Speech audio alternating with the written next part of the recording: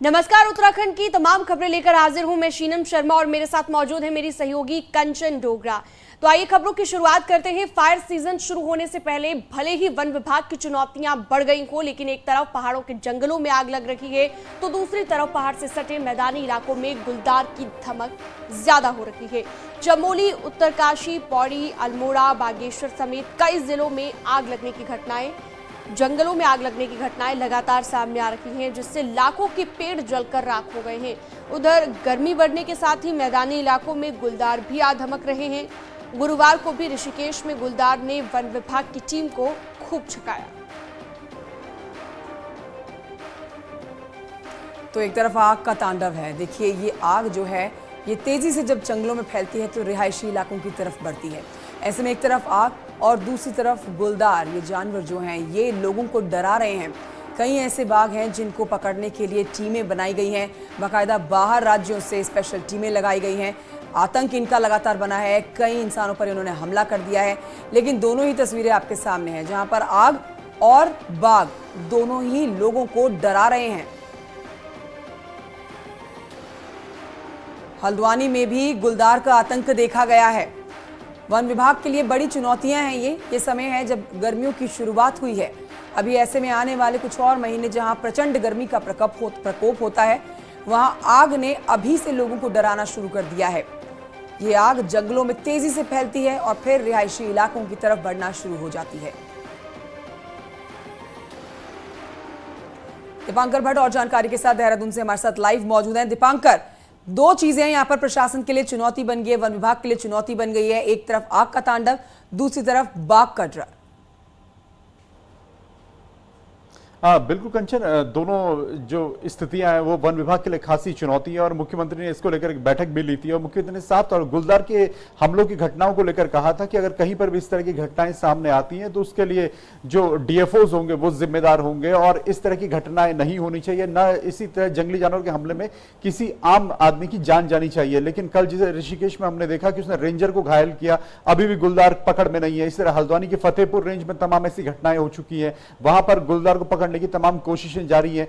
और इसके अलावा फॉरेस्ट फायर की अगर बात करें तो क्योंकि फॉरेस्ट फायर का ये सीजन है और उसमें भी कल 32 घटनाएं हुई हैं और इसमें भी वाइल्ड लाइफ का जो कोर एरिया है वहां पर भी जंगल जल रहे हैं। तो फॉरेस्ट डिपार्टमेंट के लिए डबल चैलेंजेस हैं इस समय। दोनों, चाहे कि जंगली जानवरों के हमलों की घटनाएं, खासतौर पर गुलदार के आबादी में घुसने की घटनाएं हो या फिर फॉरेस्ट फायर की घटनाएं हो, तो अब इसमें डिपार्टमेंट एक्टिव जरूर है लेकिन अभी भी जिस तरह का एक्शन दिखना चाहिए वो एक्शन नजर नहीं आ रहा है। कंचन, दीपांकर, कोई इस तरह की जानकारी मिल पाई हो कि गुलदार को पकड़ने के लिए कितनी टीमें वन विभाग ने लगाई है और कोई जानकारी इस चीज को लेकर मिल पाई हो कि किस तरीके से कोशिश वन विभाग कर रहा है ताकि गुलदार का जो खौफ है लोगों में और जो गुलदार बार बार रिहायशी इलाकों में आ जाते हैं उससे बचा जा सके? बिल्कुल, अगर हल्द्वानी के फतेहपुर रेंज की बात करें तो वहां पर दूसरे राज्यों से टीमें, लगभग 6 से 7 टीमें वहां पर इस वक्त पकड़ने की कोशिश कर रही हैं आदमखोर गुलदार को, क्योंकि वहां पर 12 बार देखा जा चुका है कि गुलदार की एंट्री आबादी वाले इलाके में हुई है, जो सीसीटीवी में दिखा है। इसके अलावा कल जो ऋषिकेश के आईडीपीएल की घटना है वहां पर उसने रेंजर को घायल किया और उसके बाद से वो आबादी वाले इलाके में था वो गुलदार और उसको पकड़ने की कोशिशें अभी भी जारी है, लेकिन अभी भी वो पकड़ में नहीं आया।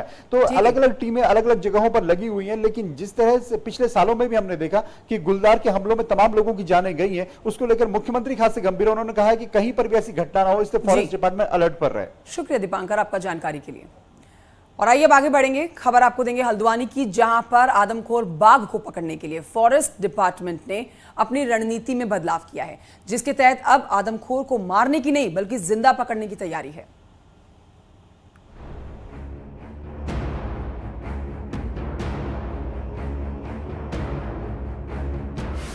पेड़ों पर बने ये मचान उस आदमखोर बाघ पर निगाह रखने के लिए बनाए गए हैं जिसने एक दो नहीं बल्कि 6 इंसानों को अपना शिकार बना डाला। हल्द्वानी के फतेहपुर रेंज के जंगल में फॉरेस्ट और गुजरात के green zoological rescue and rehabilitation centre के कर्मचारी मचान पर बैठकर दूर से ही बाघ की मूवमेंट को कैप्चर कर सकते हैं। समझिए, इधर जमीन पर बाघ दिखा और उधर इनके कंधे में लटकी ये बंदूक आदमखोर बाघ को बेहोश कर देगी। अधिकांश कैमरा ट्रैप में रात के समय आ रहा है और रात में रेस्क्यू टीम की सुरक्षा के लिए मचान में बैठना ही बेटर रहता है, जिस कारण 3 मचान दम्मा ढुंगा और पनियाली क्षेत्र में बनाए गए हैं, जहां से इसको रेस्क्यू किया जाएगा। जाहिर है आदमखोर बाघ को पकड़ने का ये ऑपरेशन अभी तक के सबसे मुश्किल ऑपरेशन में से एक है। ऐसे खूंखार से फॉरेस्ट कर्मचारियों और वाइल्ड लाइफ एक्सपर्ट्स को भी खतरा है। ऐसे में सावधानी में ही सुरक्षा है। आज 7 दिन इस ऑपरेशन रेस्क्यू ऑपरेशन को हो गए हैं और आज 7वां दिन है। और आज जामनगर वाली जो टीम है वो रेस्क्यू के लिए जंगल में गई हुई है। साफ है आदमखोर का रेस्क्यू ऑपरेशन जितना लंबा खिंच रहा है उतना ही चुनौतीपूर्ण होता जा रहा है। ऐसे में फॉरेस्ट टीम की कोशिश किसी भी तरह से आदमखोर को जिंदा पकड़ने की है। हल्द्वानी से न्यूज़ 18 के लिए शैलेंद्र नेगी की रिपोर्ट। और चलिए बढ़ते हैं अगली खबर की ओर। राज्य के अस्पतालों से हटे आउटसोर्स कर्मचारियों को लेकर अब खबर ये आ रही है कि इन कर्मचारियों को अब खाली पोस्ट पर फिर से एडजस्ट किया जाएगा। स्वास्थ्य मंत्री धन सिंह रावत ने इसे लेकर बयान दिया है। धन सिंह रावत ने कहा है कि जल्द ही इसे लेकर कैबिनेट में प्रस्ताव लाया जाएगा और जिन 2200 कर्मचारियों को नौकरी से हटाया गया है उन्हें खाली पोस्ट पर एक बार फिर से एडजस्ट किया जाएगा, यानी कि एक बार फिर से उन्हें नौकरी दी जाएगी।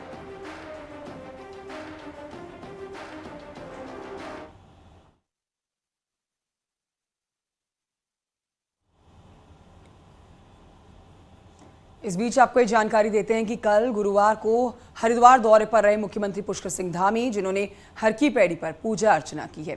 सीएम ने कुंभ मेले के दौरान कराए गए हर की पैड़ी के सौंदर्यीकरण कार्य का उद्घाटन किया। इस दौरान आध्यात्मिक गुरु श्री श्री रविशंकर भी उनके साथ मौजूद रहे। हर की पैड़ी का सौंदर्यीकरण गंगा सभा श्री श्री रविशंकर की संस्था और एक निजी कंपनी के द्वारा कराया गया था। मुख्यमंत्री ने हर की पैड़ी के सौंदर्यीकरण के लिए श्री श्री रविशंकर का आभार जताया। सीएम धामी ने प्रदेश में यूनिफॉर्म सिविल कोड की बात को दोहराते हुए कहा कि प्रदेश सरकार ने अपनी पहली कैबिनेट बैठक में कॉमन सिविल कोड के लिए ड्राफ्ट तैयार करने वाली समिति बनाने का निर्णय लिया और जल्द ही समिति बनाई जाएगी। सिविल कोड हमने पहली सरकार की जो पहली हमारी कैबिनेट की मीटिंग थी, उस मीटिंग में हमने उसका ड्राफ्ट तैयार कर लिया है, सर्वसम्मति से उसको आगे बढ़ा दिया है और जल्दी हमारा ड्राफ्ट बनाने वाली हम कमेटी का गठन करेंगे और उत्तराखंड के अंदर उसको हम लागू करेंगे। हरिद्वार में पंचायत चुनाव को तीसरी बार 6 महीने के लिए आगे बढ़ाया जा सकता है। इसके लिए सरकार जल्द ही कैबिनेट के जरिए अध्यादेश ला सकती है। मुश्किल ये है कि मार्च के महीने में हरिद्वार में नई नगर पंचायत बनाई गई है, जिससे परिसीमन और आरक्षण में वक्त लगेगा। हालांकि चुनाव आयोग का ये कहना है कि उनकी तैयारी पूरी है, देरी सरकार की तरफ से हो रही है।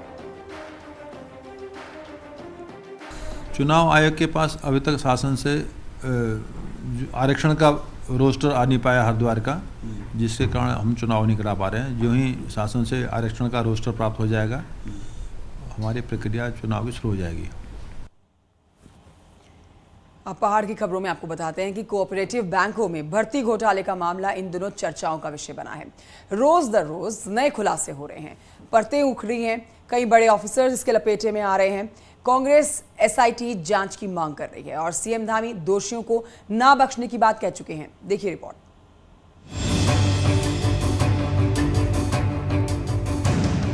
बेरोजगार युवा सोचते हैं फर्स्ट क्लास ना सही 4th क्लास की ही नौकरी मिल जाए, लेकिन जिला कोऑपरेटिव बैंकों में करीब 420 पोस्ट पर ऐसा खेल हुआ कि नियमों की धज्जियां उड़ा दी गई। सूत्रों का दावा है कि सबसे ज्यादा गड़बड़झाला अल्मोड़ा, पिथौरागढ़, ऊधम सिंह नगर और देहरादून जिले में हुआ।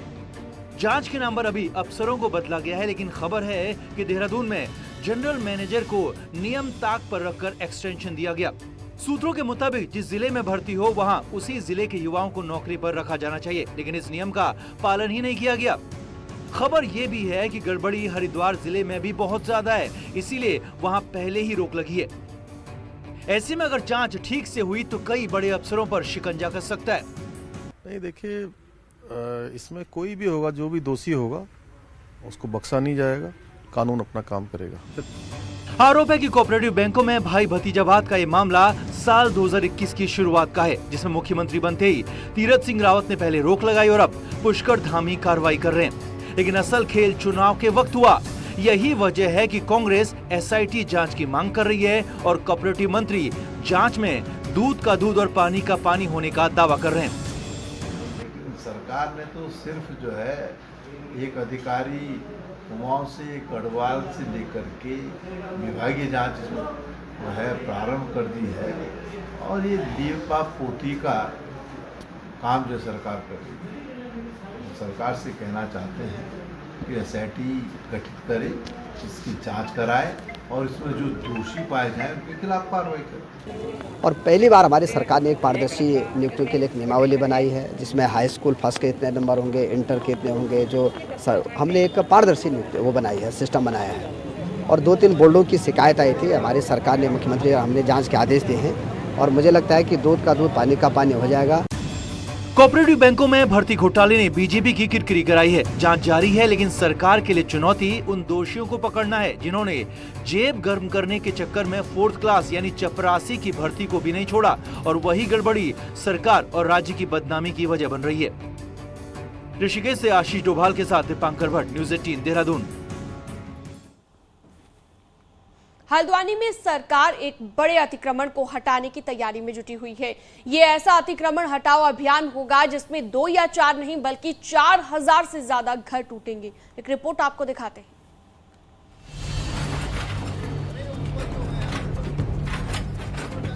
सड़कों पर अतिक्रमण तोड़ रहा ये बुलडोजर जल्द ही हल्द्वानी रेलवे स्टेशन के पास बसे इस वनफूलपुरा इलाके में पहुंच सकता है। दरअसल रेलवे की इस जमीन में तकरीबन 4000 से ज्यादा घर बन चुके हैं। हाईकोर्ट ने इन्हें हटाने के लिए रेलवे और डिस्ट्रिक्ट एडमिनिस्ट्रेशन से प्लान पूछा है, जिससे सरकारी जमीन पर बसे घर टूटने की कगार पर है। ऐसे में यहाँ रह रहे लोग मकानों को तोड़ने से पहले जगह देने की मांग कर रहे हैं। एक बिल्कुल भय का माहौल पैदा कर दिया गया है, जिससे लोग बहुत चिंतित हैं और जहाँ एक तरफ नवरात्र और रमजान चल रहे हैं, लोग बहुत ज्यादा परेशान हैं कि लोगों की जब छत छिनेगी तो कहाँ जाएंगे। तो इसलिए हम तो यही कहना चाहते हैं यहाँ के डीएम साहब को, प्रशासन को भी और सरकार को भी, कि पहले कोई ना कोई लोगों की वैकल्पिक व्यवस्था करें, उसके बाद इन लोगों को हटाने के लिए कुछ सोचें। दूसरी तरफ हल्द्वानी से कांग्रेस विधायक सुमित हृदयेश ने जनता को मदद का भरोसा दिया है। सुमित का दावा है कि जो लोग सालों से जमीन पर रह रहे हैं, उनकी जमीन बचाने के लिए वो देश की सबसे बड़ी अदालत सुप्रीम कोर्ट से राहत लेकर आएंगे। सामुदायिक केंद्र है, ये अतिक्रमण नहीं है, तो इसलिए इसको अतिक्रमण करार देना रेलवे की मनमानी है। रेलवे हाईएस्ट कोर्ट नहीं है। अभी निचली अदालत में केसों की सुनवाई चल रही है और जो रेलवे जिस प्रकार से मनमानी कर रही है, इसके खिलाफ हाई कोर्ट भी और सुप्रीम कोर्ट भी, सारे रास्ते दरवाजे भी खुले और इख्तियार भी करे जाएंगे। जाहिर है 4000 से ज्यादा घर सिर्फ घर नहीं है, बल्कि राजनीतिक पार्टियों के लिए एक मजबूत वोट बैंक भी है। यही वजह है कि सालों पुराने इस अतिक्रमण पर अभी तक कोई हथौड़ा नहीं चला, लेकिन मामले में हाईकोर्ट का दखल और अतिक्रमण पर सरकार की सख्ती यहाँ रह रहे लोगों की चिंता बढ़ा रही है। हल्द्वानी से न्यूज़ 18 के लिए शैलेंद्र नेगी की रिपोर्ट। इस बीच आपको बताते हैं कि कॉर्बेट की सरजमी पर 2 हाथी दाने दाने को मोहताज हो गए। इन हाथियों के मालिक की हत्या के बाद अब इन हाथियों को मदद की दरकार है।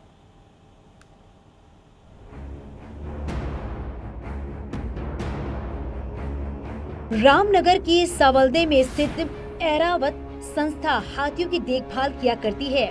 इस संस्था के संस्थापक इमाम अख्तर ने बिहार में अपनी संपत्ति में से 5 करोड़ हाथियों के लिए दान की थी। एक हाथी इमाम अख्तर बिहार से अपने साथ साल 2020 में लेकर आए थे। दूसरा हाथी हाईकोर्ट के आदेश के बाद रामनगर वन प्रभाग को सुपुर्द कर दिया गया था। इन हाथियों को रिलीज कराने के लिए इमाम अख्तर ने ही सुप्रीम कोर्ट में केस डाला था। उनमें एक हाथी बुलकार सिंह का भी था, जो खुद बाद में कनाडा शिफ्ट हो गए थे, लिहाजा उनके हाथी को भी ऐरावत संस्था को ही दे दिया गया। हाथियों को संपत्ति देने के बाद में कुछ लोगों ने इमाम अख्तर की हत्या करा दी, जिसके बाद उनकी कस्टडी में रह रहे दोनों हाथी अनाथ हो गए। हालात ये हो गए कि संस्था इन हाथियों के लिए खाने की व्यवस्था तक नहीं कर पा रही है। एक हाथी को पालने में 1 महीने का खर्च करीब 50,000 रुपए का पड़ता है। सबसे बड़ी समस्या यह है कि जो ऐरावत के कर्ता धर्ता थे अख्तर इमाम साहब, उन्होंने भारत के इतिहास में पहली मरतबा अपनी जायदाद का कुछ हिस्सा ऐरावत के ट्रस्ट को दिया। उसमें 2 हाथी शामिल हैं। उनके लिए वो जब तक जिंदा थे खाने पीने का इंतजाम अपनी कुछ ना कुछ जायदाद बेच के कर दिया करते थे। अनफॉर्चुनेटली उनकी फैमिली मेम्बर्स ने और बाकी लोगों ने मिलकर उनका मर्डर करा दिया, क्योंकि ये बात उनको हजम नहीं हुई। और मर्डर कराने के बाद आज एरावत जो है बिल्कुल यतीम सी हो गई है, उसके पास कोई वो नहीं है। फॉरेस्ट डिपार्टमेंट ने हमसे ये कहा कि आप इसकी देखभाल कीजिए, तो मैं एज ए चेयरमैन इसको देखभाल कर रहा हूँ, लेकिन पैसा मेरे पास भी नहीं, मैं भी हैंड टू माउथ आदमी हूँ। हाथियों के साथ जिंदगी गुजारने वाले इमाम अख्तर की जान भी हाथियों से प्यार के चलते ही गई। ऐसे में हाथियों की सच्ची हितैषी और श्रद्धांजलि देने के लिए आप इन हाथियों की ओर अपनी मदद का हाथ जरूर बढ़ाएं। न्यूज़ 18 के लिए रामनगर से गोविंद पाटनी की रिपोर्ट। नवरात्र की अब बात कर लेते हैं। नवरात्र के दिनों में माता के मंदिरों में काफी भीड़ देखी जाती है और हरिद्वार के बिल्व पर्वत पर स्थित प्रसिद्ध मनसा देवी मंदिर में भी नवरात्र के दिनों में नजारा काफी खास है। देखिए,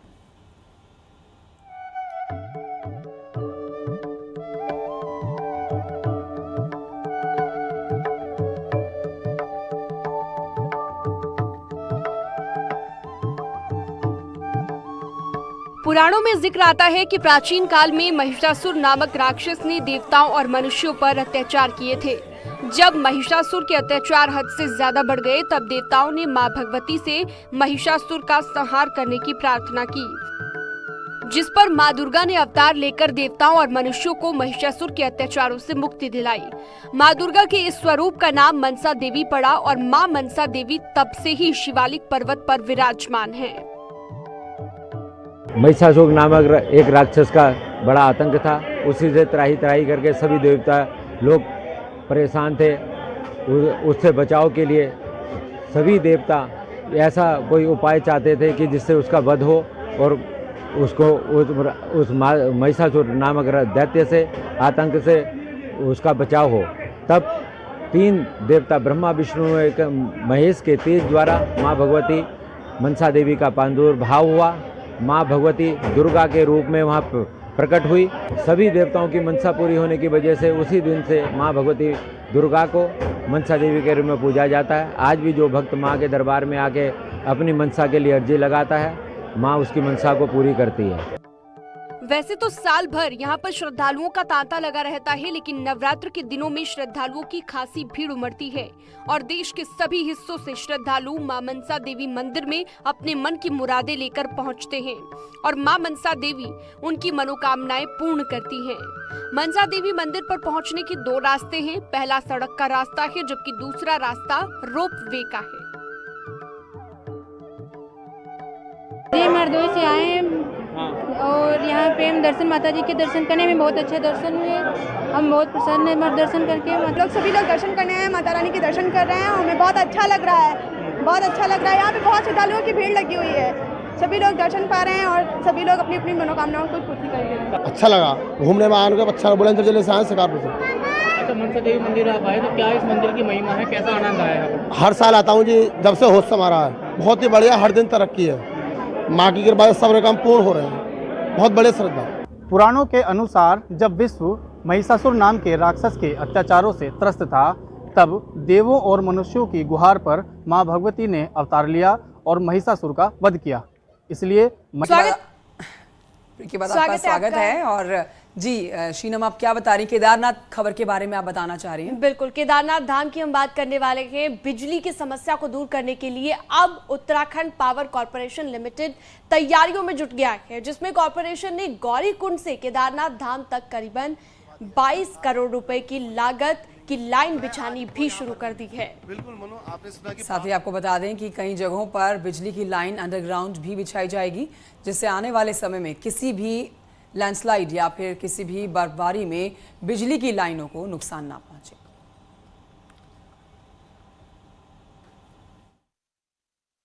केदारनाथ की सप्लाई 11 kV की लाइन से चल रही है।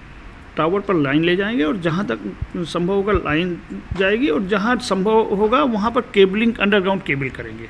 अंडरग्राउंड केबल जब कर देंगे तो उसकी विद्युत आपूर्ति 24 घंटे हो पाएगी, क्योंकि टावर की जो स्ट्रेंथ होती ज़्यादा होती है, 4 लेग्स पे खड़ी होती है टावर, तो उसके लैंडस्लाइड से भी डैमेज होने की संभावना कम रहती है। तो बेहतर सप्लाई हो जाएगी और हम लोग कोशिश कर रहे हैं कि 24 घंटे की सप्लाई, विद्युत आपूर्ति वहाँ दे पाएँ। और इसी के साथ बुलेटिन में इतना ही। एक छोटी सी ब्रेक लिया रुक रहे हैं। ब्रेक के उस पार हेडलाइंस के साथ जल्द लौटेंगे।